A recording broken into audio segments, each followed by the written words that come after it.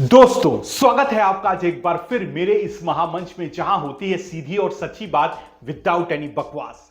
दोस्तों, आज का वीडियो मेरे उन भाइयों के लिए, मेरी उन बहनों के लिए है जो YouTube में आ चुके हैं या फिर YouTube में आना चाहते हैं, या फिर ऐसे लोग जो YouTube में तो आ चुके हैं और उनके सब्सक्राइबर्स कुछ 100 में है, 200 है, 500 में, 1000 में है या 2000 में है। ऐसे लोगों से मैं हाथ जोड़ के ये निवेदन करूंगा कि वो आज का वीडियो जरूर देखें, क्योंकि आज जो मैं बात करने जा रहा हूं आपने यानी जो मेरा अनुभव है उसको लेकर मैं बात करूंगा, और ऐसी बहुत सारी सच्चाई है YouTube की जो मैं आपको बताऊंगा अपने अनुभव से, क्योंकि मेरी जो यात्रा है वो तकरीबन 4 साल से ज्यादा की यात्रा है YouTube में। इसमें क्या मेरे उतार चढ़ाव रहे हैं और क्या सच में आपको YouTube को एक करियर के तौर पे लेना चाहिए या फिर नहीं लेना चाहिए, वो आपको मैं सच कहता हूं, पूरी ईमानदारी से बताऊंगा।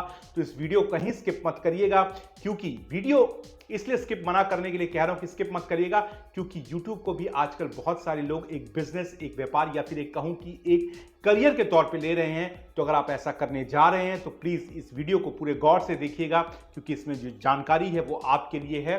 तो चलिए अब ज्यादा समय ना बर्बाद करके करते हैं वीडियो की शुरुआत।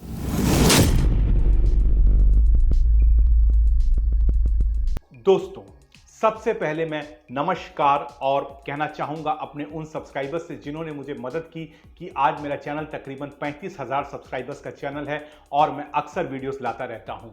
कई लोग मुझे ये भी कहते हैं कि सरदार जी आजकल आप वीडियोस बहुत कम ला रहे हैं। ऐसी बात नहीं है, कुछ दिनों से तबीयत कुछ ठीक नहीं थी तो इसलिए वीडियोस थोड़े कम हो गए थे, लेकिन वो आते रहेंगे। बहरहाल, आज हम जिस मुद्दे पर बात करते हैं वो है उन लोगों के बारे में जो YouTube पर आ चुके हैं या फिर आना चाहते हैं, या फिर ये सोच रहे हैं कि यार इसमें करियर बनाओ। हम तो देखते हैं कि YouTube से लोग पैसा कमा के लोगों ने गाड़ियां खरीद ली हैं, फार्म हाउस खरीद लिए हैं, ये कर लिया है, वो कर लिया है, तो हम क्यों नहीं कर सकते हैं? हम क्यों किताबों के पीछे पढ़े हैं? हम क्यों पढ़ाई कर रहे हैं? या फिर हम क्यों किसी कोर्स के पीछे भाग रहे हैं? इससे अच्छा तो ये हो कि भैया YouTube में दनादन वीडियो बनाओ और पैसा कमाओ। क्या ये सच है? क्या ऐसा हो सकता है? इस बारे में आपको मैं जवाब दूंगा, लेकिन उससे पहले मैं थोड़ा सा अपनी जर्नी के बारे में बताऊंगा, क्योंकि इससे आप रिलेट कर पाएंगे कि सब कुछ जो दिखता है इतना आसान नहीं होता है और दूर के ढोल हमेशा सुहाने होते हैं। और वीडियो के अंत में आपको ये भी, इस निष्कर्ष पर भी आपको मैं पहुंचाऊंगा कि क्या आपको ऐसा करना चाहिए, क्या सब कुछ छोड़ के YouTube में लग जाना चाहिए और ये करियर है जिससे आप लाखों कमा सकते हैं, होगा कि नहीं होगा ये भी मैं आपको बताऊंगा।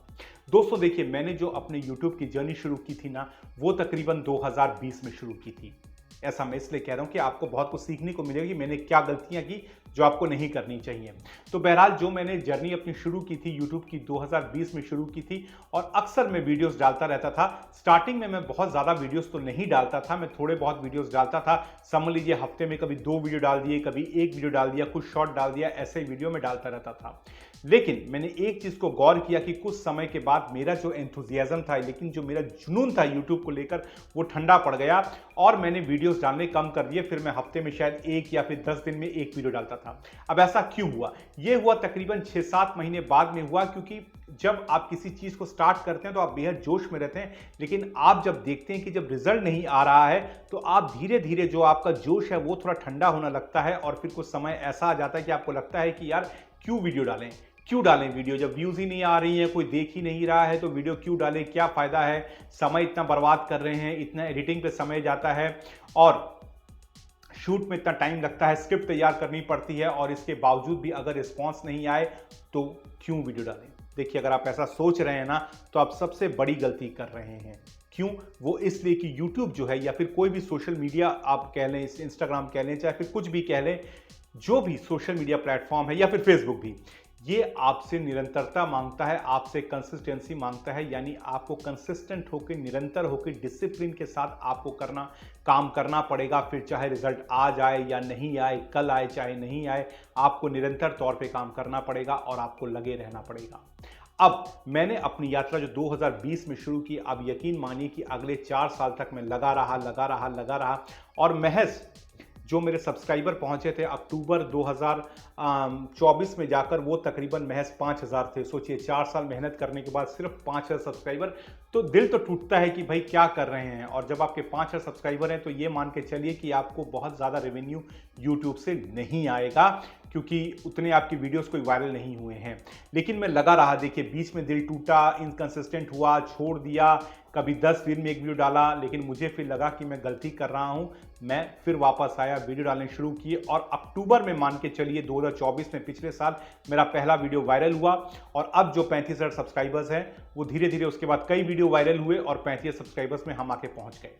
चलिए, सब कुछ ठीक चल रहा था और आपको भी लग रहा होगा यार अब तो सरदार जी यूट्यूब से बहुत बढ़िया, उनका आर्थिक तौर पे वो सशक्त हो रहे होंगे यूट्यूब से, क्योंकि उनको तो फिर भर भर के यूट्यूब भेज रहा होगा, उनके बैंक खातों में पैसा भेज रहा होगा। रुकिए, ये सच नहीं है, अभी बात को आगे सुनते रहिए। हाँ, कुछ दौर पे तो ऐसा ज़रूर हुआ कि ठीक ठाक इनकम आनी शुरू हो गई। मार्च अप्रैल में, फरवरी मार्च में तो मुझे लगा कि भाई चलो 4 साल की जो मेहनत है वो अब सही हो रही है, क्योंकि अब फ़ायदा आना शुरू हो गया है। लेकिन शायद यही मेरी सबसे बड़ी गलती थी, क्योंकि आप जब किसी चीज़ पर निर्भर हो जाते हैं ना, तो अगर वो चीज़ ना चले कुछ समय के बाद में तो आपको इसका नुकसान झेलना पड़ सकता है। अब देखिए, सब कुछ तो ठीक चल रहा था, लेकिन फिर एक यूट्यूब की पॉलिसी आ गई कि भाई आप बिजनेस कैटेगरी के वीडियोस वैसे नहीं बना सकते हैं, आप ये नहीं कह सकते हैं कि भाई कौन कितना इनकम करेगा, ये नहीं कर सकते हैं, वो नहीं कर सकते हैं। और ये जो प्रॉब्लम थी ये सिर्फ मेरे चैनल पर ही नहीं आई, ये बहुत सारे जो बिजनेस कैटेगरीज के चैनल है उस पर भी ये प्रॉब्लम आई। और इससे क्या हुआ कि आपको वीडियोस, यानी मुझको वीडियोस डिलीट करने पड़े, वरना स्ट्राइक आएगी। आपको पता है कि अगर 3 स्ट्राइक किसी चैनल पे आ जाए तो वो चैनल ही टर्मिनेट हो जाता है। तो बस अब समझिए कि अप्रैल मई से हालत कुछ ऐसे हो गए कि हमको काफी वीडियोस डिलीट करने पड़े। क्यों? क्योंकि खतरा ये था कि स्ट्राइक ना आ जाए, और अगर स्ट्राइक आएगी तो जो ये सब्सक्राइबर्स है वो भी हाथ से निकल जाएंगे। आपको मैं ऐसा इसलिए बता रहा हूं दोस्तों, इसके पीछे कारण है। वो कारण ये है कि जब आप छोड़कर, सब कुछ अपना छोड़कर टाइम यूट्यूब में लगाते हैं, तो आप इस अंदेशे से लगाते हैं कि भैया हमको पैसा आना शुरू होगा, हम कमाना शुरू करेंगे। ऐसा मेरे साथ भी हुआ, आया। लेकिन जब स्ट्राइक आई, जो कि मैं आपको बता रहा हूं, उसके बाद फिर रीच यूट्यूब की डाउन होनी शुरू हुई, बहुत चैनल की रीच डाउन शुरू हुई। और अभी जो है सच बात तो ये है कि रीच काफी डाउन है, लेकिन चूंकि मेरे सब्सक्राइबर्स हैं, कुछ व्यूज आ जाते हैं, लेकिन असलियत में व्यूज काफी अभी डाउन हो चुके हैं। लेकिन मैंने वीडियो डालना बंद नहीं किया है, वो मैं अभी भी जारी है। देखिए, अभी वीडियो डाल रहा हूं और आपको समझाने के लिए डाल रहा हूं। तो मेरा जो निष्कर्ष है कि मेरा चैनल अभी भी चल रहा है और कुछ दिन में ठीक ठाक हो भी जाएगा सब। लेकिन मेरा आपसे, जो नए यूट्यूबर्स हैं या फिर जिनके कुछ सब्सक्राइबर्स हैं, उनसे 2 बातें कहना बहुत जरूरी है। एक तो अपने काम में आप कंसिस्टेंट तौर पे लगे रहिए। अगर आप वीडियोस डाल रहे हैं तो प्लीज उनको डालते रहिए, मत रुकिए। आपको नहीं पता कौन सी चीज कब वायरल हो जाए और कौन सी चीज सब चल जाए, उनको डालते रहिए। लेकिन दूसरी एक बात को बड़े गौर से सुनिएगा कि आप इस पर निर्भर मत रहिए। कभी गलती से भी आप इस पर निर्भर मत रहिए कि नहीं भैया आप सब छोड़ छाड़ के मुझे यहीं पे आना है, यही करना है, इसके अलावा तो मेरा कोई ऑप्शन ही नहीं है, मैं इससे लाखों कमा लूंगा। किसने गाड़ी ले ली, किसने बंगला ले लिया, किसने कुछ कर लिया। नहीं, ऐसा सबके साथ पॉसिबल नहीं है। तो मैं हाथ जोड़ के आपको यही कहूंगा कि प्लीज ये काम मत करिए कि सब कुछ छोड़ के मैं इसी में लग जाऊं। नहीं, इसको करिए, इसको पार्ट टाइम के तौर पे लीजिए, ठीक है, आपके पैशन के तौर पे लीजिए, हॉबी के तौर पे लीजिए, जुनून के तौर पे लीजिए, लेकिन अपना एक ऑल्टरनेटिव बिजनेस जरूर रखिए। क्योंकि अगर यहां से कुछ आना बंद हुआ तो कम से कम घर की दाल रोटी तो चलती रहेगी, कम से कम परिवार का खर्चा तो चलेगा। क्योंकि ऐसे कई यूट्यूबर्स हैं जो आपने भी देखे होंगे वीडियोस, कि जब उनके चैनल पे कुछ प्रॉब्लम आई तो रेवेन्यू बिल्कुल बंद हो गई, इसके बाद उन्हें लाले पड़ गए। तो ऐसा आपके साथ मत हो। जो नए यूट्यूबर्स है, बड़ा भाई समझ के आपको सबको समझा रहा हूं कि आप जो भी काम कर रहे हैं, जो भी बिजनेस कर रहे हैं, वो बिजनेस लगातार आप करते रहिए। कोई नौकरी कर रहे हैं तो उसको भी मत छोड़िए, उसको भी कंटिन्यू करते रहिए। और बड़े सपनों के चक्कर में जो आपके हाथ में है वो भी आपके हाथ से निकल जाएगा। मेरी बात को मानिए, आप आइए यूट्यूब में, कोई प्रॉब्लम नहीं है। मेरा जितना अनुभव है मैंने अपना शेयर किया। क्या आइए यूट्यूब में, इसमें कोई प्रॉब्लम नहीं है, करिए। लेकिन इसके साथ साथ इस पर निर्भर मत होइएगा, ये बात याद रखिए। गलती से भी ये गलती मत करिएगा। मैं भी इस पे कंप्लीटली निर्भर नहीं हूं, क्योंकि मैं एफिलिएट मार्केटिंग करता हूं, आपको पता है। और एफिलिएट मार्केटिंग क्या होती है, कैसे कर सकते हैं, कैसे हमारे साथ जुड़ सकते हैं और अपने परिवार को आर्थिक तौर पे सशक्त बना सकते हैं, वो उस बारे में आप हमारे साथ जुड़ सकते हैं। और इस बारे में ज़्यादा जानकारी हो तो देखिए नीचे हमारा व्हाट्सएप ग्रुप का लिंक दिया गया है। अगर आप हमारे साथ जुड़ना चाहते हैं तो बिल्कुल जुड़ सकते हैं। तो क्योंकि ये भी एक तरीका है आपको आर्थिक तौर पर सशक्त बनाने का, तो हमारे साथ जुड़िए, अपने परिवार को आर्थिक तौर पर सशक्त बनाइए और इसके साथ साथ यूट्यूब भी करिए। लेकिन कंप्लीटली इस पर डिपेंड मत रहिएगा। हमारे साथ जुड़ना हो तो नीचे देखिए व्हाट्सएप ग्रुप का लिंक दिया गया है डिस्क्रिप्शन बॉक्स में, हमारे साथ ऐड होइए और हम आपको बताएंगे कैसे आप अपने परिवार को खुशहाल बना सकते हैं आर्थिक तौर पर, हमारे साथ जुड़ भी सकते हैं। इसके साथ साथ जो मैंने नसीहत दी यूट्यूब को लेकर वो दिल से दी है, इसलिए बात को, अगर बात अच्छी लगी हो, समझ में आई हो तो वीडियो को लाइक करिए, सब्सक्राइब करिए, शेयर करिएगा।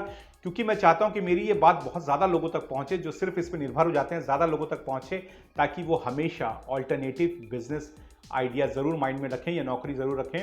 वो कहते हैं कि दो नाव में सवार आदमी डूब जाता है, मैं ऐसा नहीं मानता हूं। अगर आप दो नाव में सवार हैं तो एक नाव अगर डूब गई तो एक नाव से आप पार हो ही जाएंगे, और अगर एक ही नाव पे सवार हैं, अगर वही डूब गई तो फिर कहां जाओगे।